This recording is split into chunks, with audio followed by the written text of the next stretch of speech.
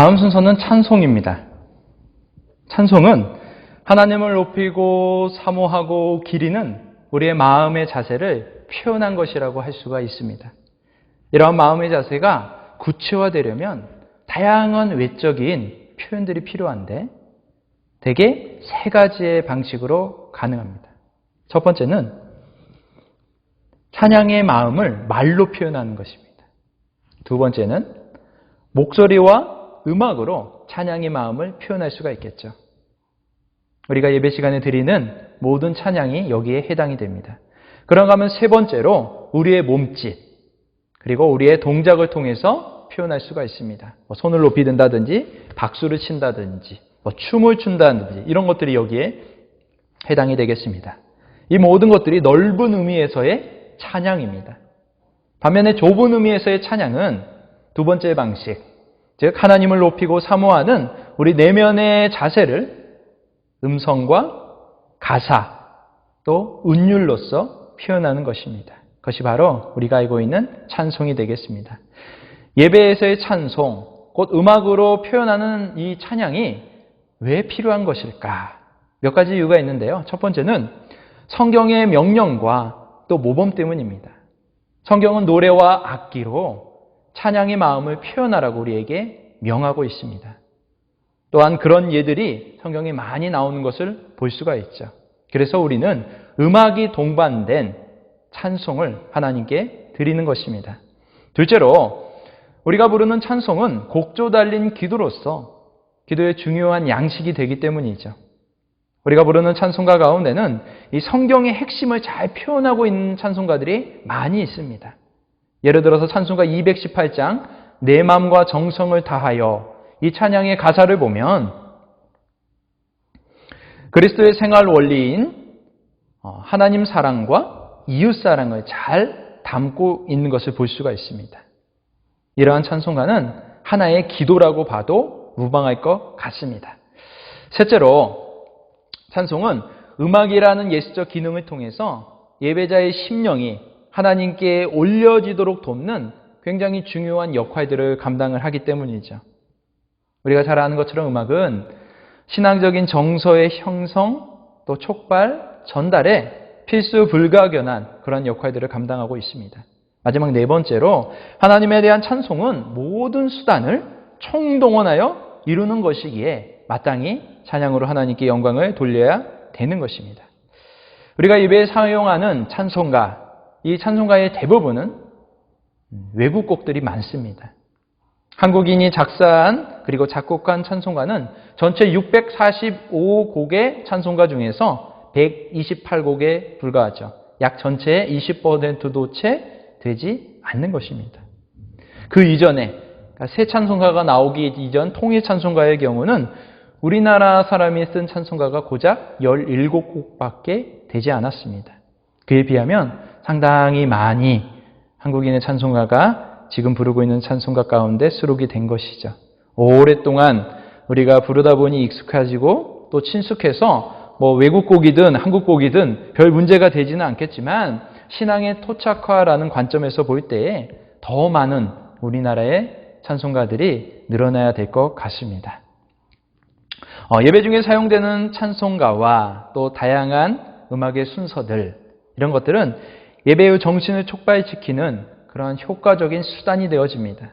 그러나 그 자체의 예수적인 기능 때문에 회중이 하나님을 예배하기보다는 오히려 음악 활동과 또 그것을 연주하는 연주자에게 초점을 맞추게 되는 유혹도 늘 자리 잡고 있습니다.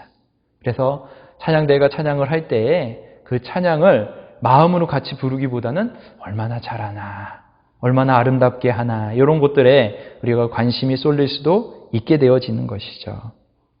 또한 우리가 찬양을 부를 때에 그러한 음악에 심취하기보다는 그 가사의 내용들 그것들을 잘 음미해서 불러야 할 것입니다. 또 찬송가가 곡조 있는 기도라는 사실을 기억하면서 찬양을 부를 때에 하나님께 더 집중하여 드려야만 온전한 예배를 하나님께 올려드릴 수가 있게 되겠죠. 그 다음에 우리 순서 중에 사도신경이라는 게 있죠. 많이 들어보셨죠? 또 우리가 예배 때마다 많이 이 사도신경을 암송을 하면서 예배를 드리게 됩니다. 이 사도신경의 신경이라고 하는 말은 우리말로 내가 믿는다라는 의미를 가지고 있습니다. 곧 신앙 고백을 의미하죠. 신경은 1차적으로 하나님에 대한 개인적 신앙의 고백이지만 또 동시에 전 교회가 역사적으로 인정하는 신앙 고백이기도 합니다. 따라서 교회가 공적인 예배의식 가운데서 공동으로 신앙을 고백하는 것은 이러한 공동체적인 의미를 가지고 있기 때문인 것이죠. 사도신경은 흔히 많은 분들이 사도들이 만들어서 사도신경이다라고 생각을 하지만 이 사도신경은 사도들이 만든 신경은 아닙니다. 사도들의 가르침을 따라서 만들어진 신앙 고백이라는 의미입니다. 이 신경에는 사도신경 외에도 니케아 신경, 아타나시우스 신경 등이 있습니다. 이런 신경과 비슷한 단어가 또 있는데 바로 신조라고 하는 단어입니다. 이 역시 신앙 고백입니다. 대표적인 신앙 고백으로 웨스트민스터 신앙 고백, 또 하이델베르그 신앙 고백이 있습니다. 이렇게 신경과 신조는 둘 다 신앙 고백이지만 차이점이 있는데 신경은 신자 개인의 고백인 반면에 신조는 신자들 그룹, 곧 전 교회의 고백이라는 것입니다. 그래서 신경은 1인칭 단수, 곧 내가 믿습니다 라고 고백하고 신조는 1인칭 복수, 곧 우리가 믿습니다 라고 고백하는 것입니다. 이러한 사도신경 몇 세기에 걸쳐서 형성이 되었습니다. 또한 이 사도신경이 필요한 몇 가지 이유가 있는데 크게 세 가지로 볼 수가 있을 것 같아요. 첫 번째는 이단에 대한 복음의 진리를 수호하고 선포하기 위한 표준적인 내용이 필요했기 때문입니다. 초기 기독교 시절부터 이단의 유혹들은 그리고 공격들은 굉장히 많았죠. 이것들을 방어하기 위해서 우리의 신앙 고백이 필요했던 것입니다. 그런가 하면 두 번째로 공적 예배에 합당한 예배 의식이 필요했기 때문이죠. 공적인 예배를 드리면서 정말 우리가 한 마음으로 함께 고백할 수 있는 그러한 고백들이 필요했기 때문에 탄생하게 된 것입니다. 그리고 마지막 세 번째로 기독교에 입문하는 처음 기독교에 발을 들여놓는 그러한 분들의 신앙을 체계적으로 가르치기 위한 교리가 필요했는데 그러한 목적 때문에 바로 이 신앙 고백이 만들어지게 된 것입니다. 우리가 고백하는 이 사도신경은 크게 네 가지의 신앙 고백으로 나누어 볼 수가 있습니다. 첫 번째는 하나님, 두 번째는 예수님, 세 번째는 성령님, 그리고 교회. 이렇게 네 가지의 주제를 담고 있는 것을 볼 수가 있습니다. 우리는 이러한 사도신경을 예배 때마다 고백하는 이유가 있습니다. 첫 번째는 그것을 고백하면서 내가 무엇을 믿고 있는지를 되돌아보는 것이죠. 나는 하나님을 믿고 또 그의 아들 예수 그리스도를 믿고 성령님을 믿고 교회 하나님을 믿는다라고 고백하는 것입니다. 두 번째로 신경을 통해서 우리가 믿고 있는 바를 또한 세상 사람들에게 알려줄 수가 있게 되어진 거죠. 기독교는 이것을 믿고 있습니다. 우리가 믿는 내용은 이것입니다. 사도신경을 통해서 다시 한번 알리는 역할을 하고요. 마지막 세 번째로는 같이 예배드리는 공동체, 구성원들 간의 연합과 일치를 이루기 위해서 우리는 사도신경의 예배 시간에 고백하는 것입니다. 사도신경 정리가 좀 되셨죠?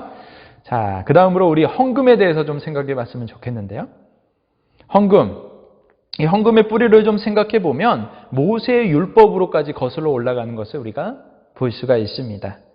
모세의 율법에 지시된 각종 제물의 규정에서 우리가 헌금의 유래를 찾을 수가 있습니다. 이 하나님께서 이스라엘 백성들에게 번제, 화목제, 소제, 속죄제, 속건제 이러한 5대 제사를 명령을 하셨죠.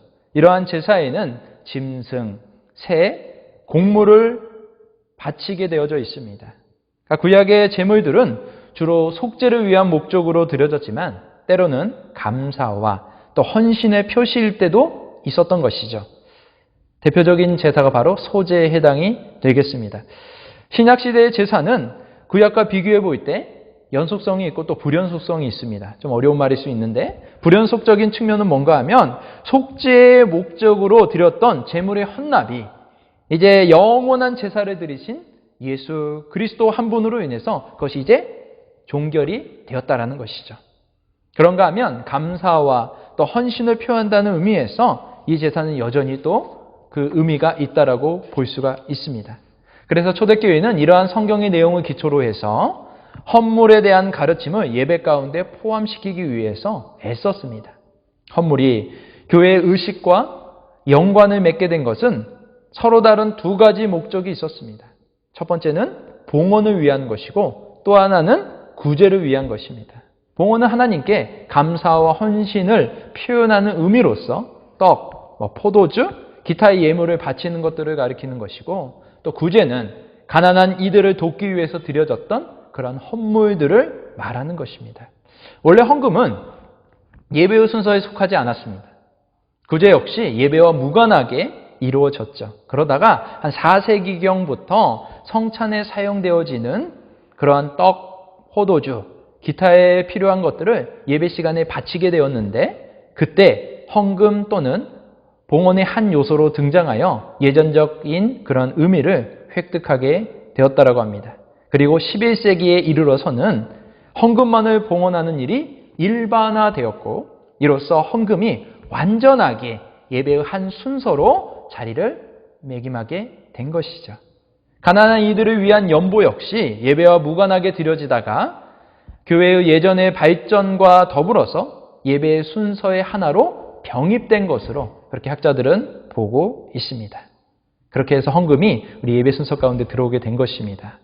그래서 이렇게 드려지는 헌금은 그 역사 속에서 우리가 알 수 있는 것처럼 두 가지의 큰 목적이 있는 것을 알 수가 있습니다. 하나는 하나님 사랑이고 또 하나는 이웃 사랑입니다. 그러니까 우리가 헌금을 드리는 이유는 하나님과 이웃을 사랑하기 위해서 헌금을 드리는 것이죠. 그렇게 헌금은 해도 되고 안 해도 되는 그런 선택사항이 아니라 우리에게 있어서 필수사항이요. 또 그리스도인들의 책임이라고 할 수가 있습니다. 이렇게 헌금에 대한 올바른 자세를 가지고 우리가 헌금을 드릴 때 헌금을 드리는 우리 스스로의 신앙이 더욱더 성숙한 모습으로 자라날 수가 있게 될 것입니다. 다음으로 성례에 대해서 좀 생각해 봤으면 좋겠는데요. 여러분 성례란 두 가지를 줄여서 말하는 거죠. 뭡니까? 세례와 성찬. 그렇죠? 개신교에서는 이 두 가지의 성례를 말하지만 천주교에서 카톨릭에서는 7가지의 성례를 말합니다. 소위 칠성사가 있다라고 이야기를 하죠. 들어보셨나요? 영세, 견진, 성체, 고해, 종부, 신품, 혼배 이렇게 해서 7개의 성례가 있습니다. 그러나 우리 개신교에서는 세례와 성찬만을 온전한 성례로 인정을 합니다. 왜냐하면 이 두 가지만이 예수님께서 직접 제정하신 것이기 때문이죠. 이러한 성례는 하나님의 은혜를 받는 은혜의 방편이다라고 이야기를 합니다. 은혜를 받는 방편이 3가지가 있어요. 하나는 말씀이고 또 하나는 기도고 또 하나가 성례. 이렇게 3가지가 있는 것입니다. 먼저 좀 세례를 좀 생각해 보도록 할 건데 세례는 죄를 씻는다라는 의미를 가지고 있습니다. 그래서 세례는 뭘로 하죠? 물로 하게 되어지죠. 세례를 베푸는 방식은 크게 3가지가 있습니다. 첫 번째는 물을 뿌리는 방식이 있고요. 두 번째는 물을 쏟아 붓는 방식이 있습니다. 그리고 마지막 3번째, 물속에 들어갔다 나오는 침례가 있죠. 이러한 방식은 모두 상징적인 행동들입니다. 그렇기 때문에 그 방식이 다를 뿐이지 의미는 똑같다라고 할 수가 있습니다. 우리 장로교에서는 물을 뿌리는 방식을 통해서 세례를 베풀고 있죠. 이러한 세례는 중요한 3가지의 의미가 있습니다. 첫 번째는 삼위 하나님의 소유가 되어져서 하나님의 생명에 참여한다는 의미를 가지고 있습니다. 세례를 통해서 우리는 삼위의 하나님의 소유물이 되어지고 또 그 삼위의 하나님과 생명의 교제를 나눌 수가 있게 되어지는 것입니다. 하나님 안으로 우리가 들어가서 하나님이 주시는 풍성한 생명을 우리가 받아 누린다라는 그런 의미를 가지고 있는 것이죠. 그런가 하면 두 번째로 세례는 예수 그리스도와의 연합이라는 의미를 가지고 있습니다. 세례를 통해서 예수님과 함께 죽고 예수님과 함께 다시 살아난다라는 것이죠. 세 번째로 세례는 그리스도, 예수님과 한 몸을 이룬다라는 의미를 가지고 있습니다. 세례를 통해서 주님과 우리가 하나가 되어지는 것입니다. 이러한 세례는 일평생 동안 한 번만 받습니다. 천주교에서 영세를 받았다면 그러다가 이제 개종을 해서 우리 기독교로 오게 될 경우에 다시 세례를 받지 않습니다. 그때 받았던 영세를 근거로 해서 입교라는 의식을 갖추게 되죠. 그래서 세례 의식은 크게 네 가지가 있습니다. 하나는 유아세례, 그 다음에 유아세례를 받고 난 다음에 입교, 그 다음에 교회 온 지 6개월 만에 받는 학습이 있고요. 그리고 다시 6개월이 지난 다음에 세례를 받게 되어집니다. 이러한 세례는 예배 중에 온 성도들이 보는 앞에서 진행을 하죠. 어떤 의미를 가지고 있을까요? 상호 책임을 강조하는 것입니다. 세례를 받는 자는 공개적으로 자신의 신앙을 고백함으로 자신의 앞으로 자기가 신앙을 잘 지켜가지고 교회의 일원으로서의 책임을 다하겠다라는 다짐을 하는 것이고, 또한 그것을 지켜보고 있는 성도들은 그가 교회의 일원으로서 신앙을 잘 세워갈 수 있도록 돕고 기도해주고 격려해주겠다라는 그러한 책임을 가지고 그 세례에 동참하는 것입니다. 이처럼 세례는 이러한 의미들을 가지고 있고요. 그 다음에 성찬에 대해서 좀 생각해 보면 좋을 것 같은데, 성찬 누가 제정하셨을까요? 예수님께서 성찬을 하라고 명령을 하셨습니다. 성찬은 떡과 포도주를 먹고 마심으로 예수님의 죽으심을 기념하고 예수님과 교통하는 표입니다. 이러한 성찬은 우리의 믿음을 강하게 해주고 또 하나님의 임재를 경험하게 하며 성도와 또 그리스도가 하나 되어지는 그런 연합을 경험하게 해주는 아주 좋은 유익들이 있습니다. 성찬의 떡은 누구를 상징합니까? 예수님의 몸을 상징하고요. 포도주는 예수님의 피를 상징합니다. 이러한 성찬은 입교한 자 그리고 세례를 받은 자만이 참여할 수가 있습니다. 죄를 짓고 회개하지 않은 자 혹은 교회에서 성찬을 금하는 자, 이러한 사람들은 참여할 수 없는 것이 바로 성찬입니다. 초대교회의 경우 매주마다 이런 성찬을 거행을 했습니다. 그 당시의 성찬과 친교로서의 애찬이 구분 없이 그렇게 이루어지게 되었죠. 성찬을 나누는 시간도 주로 일과가 끝난 저녁 시간에 이루어졌습니다. 그러나 교회 공동체 숫자가 점점점 늘어남에 따라서 이러한 성찬을 매주 하는 것이 이제는 좀 어렵게 되었습니다. 그러다가 중세 말기에 와서는 여러 가지 이유들 때문에 1년에 한 번에서 2번 정도 성찬을 진행하게 되었죠. 종교개혁자들은 신약에 나타난 이러한 성찬의 의미를 회복하기 위해서 굉장히 많이 노력을 했습니다. 그래야 해서 떡과 포도주를 통해서 그리스도께서 우리를 위해 돌아가신 것을 감사하고 기념하는 일이 성찬의 핵심이라고 그렇게 가르쳤습니다. 또한 성찬을 가능하면 많이 하도록 그렇게 권면을 했습니다. 우리 교회 같은 경우에도 다른 교회에 비하면 굉장히 많은 성찬을 합니다. 1년이면 7번의 성찬을 하는데 성찬은 많이 하면 할수록 유익하다라고 할 수 있을 것 같습니다. 이렇게 성찬의 유익을 우리가 경험하기 위해서는 먼저 합당한 마음의 자세가 필요합니다. 바울은 자신을 살핀 후에 성찬에 참여할 것을 권면했죠. 자기를 살핀다라는 것은 자신의 부족한 모습을 하나님 앞에서 면밀하게 점검해 보는 것을 의미합니다. 또한 성찬에 참여하는 동안 주께서 나와 우리 교회 공동체를 위해 죽으셨음을 묵상하며 주님을 따르겠다라는 그런 삶의 결단이 필요한 것이겠죠. 이렇게 성례에 대해서 좀 정리를 해봤고요. 마지막으로 축도에 대해서 좀 생각해 보도록 하겠습니다. 여러분, 축도란 말 그대로 축도, 축복하는 기도입니다. 많은 성도들이 이 축도를 받아야 예배를 드린 것이라는 생각들을 합니다. 다른 말로 예배를 드려도 축도를 받지 않으면 예배를 드리나 마나한 것이다. 이런 생각들을 가지고 있는 분들이 있습니다. 그러나 이러한 생각들은 축도에 대한 잘못된 오해에서부터 비롯된 것이라고 할 수 있습니다. 축도가 우리가 생각하는 것처럼 현세의 복을 하늘로부터 임하게 하는 것이 아니기 때문이죠. 축도라는 목회자에게는 그러한 신비한 능력이 없습니다. 많은 분들이 목회자를 하나님과 사람 사이에 개입하여 복을 내리기도 하고 거두기도 하는 그러한 존재로 은연중에 생각들을 많이 하십니다. 그러나 목회자 역시 여러분과 똑같은 한 사람일 뿐입니다. 오히려 축도는 하나님께서 우리에게 베풀어 주시기 원하는 복을, 그 복의 내용들을 마음껏 누리는 순서라고 할 수가 있습니다. 하나님은 그리고 우리가 속한 공동체가 하나님께서 부어주시는 놀라운 축복을 받아 누리기를 원하십니다. 축도는 실상 우리를 향한 하나님의 염원을 담은 그러한 예배의 순서라고 할 수 있는 것이죠. 목회자는 이 예배 시간을 마무리하면서 우리에게 복을 내려주시기를 원하시는 그 하나님의 염원을 기원의 형태로 상기시키는 것뿐이라는 것이죠. 따라서 우리 편에서의 간절한 기대 또 열망이 없다면 축도가 우리 심령에 아무런 영적인 유익도 끼칠 수 없음을 우리는 기억해야 될 것입니다.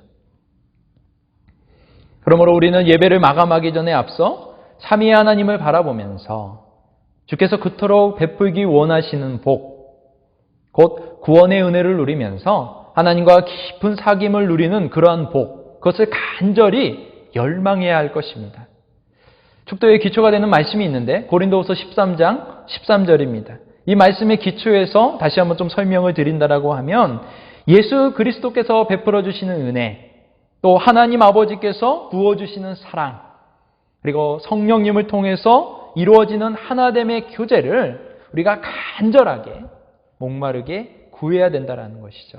그럴 때 비로소 축도의 놀라운 은혜가 우리의 심령에 차고 넘치게 되는 것입니다. 여기까지 예배를 구성하고 있는 예배의 순서들, 다른 말로 예전에 대해서 짧은 시간 살펴봤습니다. 여러분, 예전을 살펴보면 이 예배가 하나님과의 만남이요, 또 하나님과 인간 사이의 대화라는 것을 우리가 쉽게 알 수가 있을 것입니다. 우리가 하나님께 올려드리는 의식과 또 하나님께서 우리에게 내려주시는 의식이 서로 만나는 장, 그것이 바로 예배인 것이죠. 예배의 시작과 동시에 찬양대가 송영을 하나님께 올려드리면 또 하나님께서 사회자가 낭독한 예배의 부름의 말씀을 통해서 우리에게 말씀하시죠.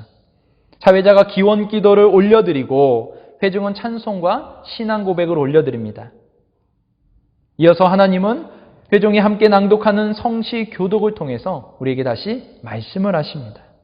회중이 다시 찬송과 대표 기도를 올려드리면 또 하나님께서는 성경 봉독을 통해서 우리에게 다시금 말씀을 하시죠.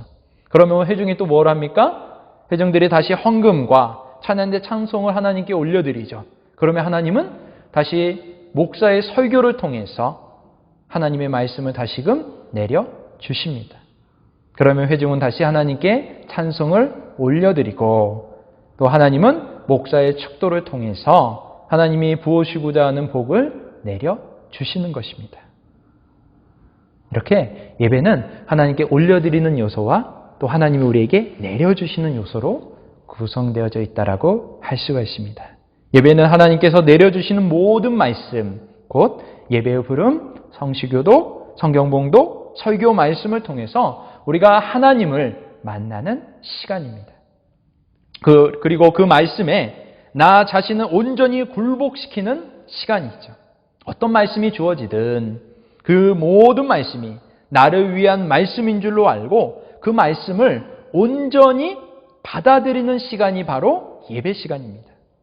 그리고 회중과 함께 부르는 찬송 속에, 찬양대가 드리는 찬양 속에, 또 대표 기도자가 드리는 기도 속에 나 자신을 실어서 하나님께 나 자신을 올려드리는 시간이 바로 예배 시간입니다. 이 과정들을 통해서 나를 향한 하나님의 손길을 경험하고 그 손길에 힘입어서 일주일 동안 세상 속에서 우리가 그리스도인답게 살아갈 수가 있게 되는 것입니다. 여러분, 예배는 결코 예배당에서 시작되지 않습니다. 우리의 삶의 현장으로부터 시작되어집니다. 예배를 준비하는 일상에서부터 시작되죠. 그렇게 준비된 예배는 예배당에서 절정을 이루게 됩니다. 우리는 우리 자신을 하나님께 올려드리고 또 하나님은 우리에게 말씀으로 내려주시는 것입니다. 그렇게 받은 말씀을 가지고 삶의 자리에 가서 열매를 맺을 때 비로소 우리의 예배가 마무리되는 것입니다. 결국 우리의 삶 전체가 하나의 예배인 것입니다.